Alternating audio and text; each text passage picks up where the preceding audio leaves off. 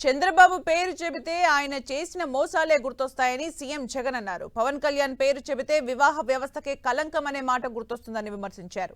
కార్లను మార్చినట్లు పవన్ కళ్యాణ్ భార్యల్ని మార్చుతారని సెటైర్లు వేశారు.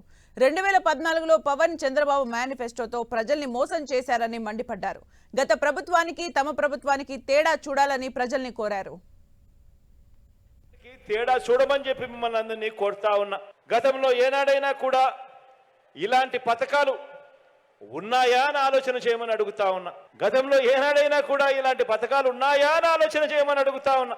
నా ఎస్సీలు, నా ఎస్టీలు, నా బీసీలు, నా మైనారిటీలు అంటూ నా అక్క చెల్లెమ్మలకు తోడుగా ఉంటూ వారి ఆర్థిక పటిష్టతకు ఈ 4 ఏళ్లలోనే ఏకంగా 19,190 కోట్ల రూపాయలు సహాయం అందించిన ప్రభుత్వం మీ బిడ్డ ప్రభుత్వం అయితే గతంలో ఎప్పుడైనా కూడా ఇలాంటి పనులు జరిగాయా, ఇలాంటి చేయూత అనే పథకం ఎప్పుడైనా చూశారా అనే ఆలోచన చేయమని కోరుతా ఉన్నాను మీ అందరితోనూ.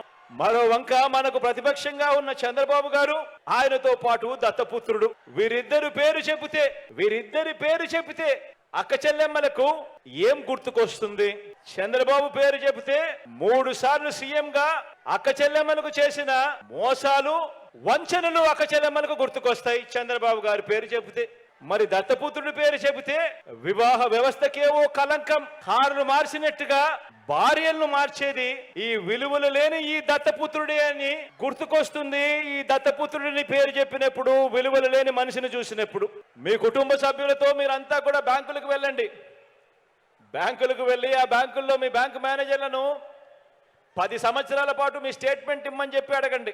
5 సంవత్సరాలు చంద్రబాబు నాయుడు పాలన, 5 సంవత్సరాలు మీ బిడ్డ పాలన. 10 సంవత్సరాల స్టేట్మెంట్ ఇమ్మని చెప్పి అడగండి.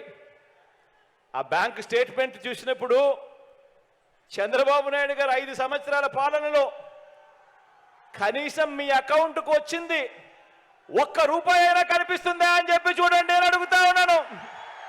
ఇలా ఇలా ఇలా ఇలా ఇలా ఇలా ఇలా బిడ్డ పుడితే ఇస్తానన్నది ఒక మోసం, గర్భిణీ తల్లులకు చేసిన వాగ్దానం ఇంకో మోసం, బడికి వెళ్ళే పిల్లలకు, ఆడపిల్లలకు చేసిన వాగ్దానం మరో మోసం, ఇల్లాలకి ఇస్తానన్న సిలిండర్ల సబ్సిడీ సైతం ఇంకో మోసం, పొదుపు సంఘాల అక్క చెల్లెమ్మలకు చేస్తా అన్న రుణమాఫీ దారుణమైన మోసం, బెల్ట్ షాపులు రద్దు చేస్తామని చెప్పి ఎక్కడ పడితే అక్కడ ప్రోత్సహించడం ఇంకో దుర్మార్గమైన మోసం, అవ్వలకు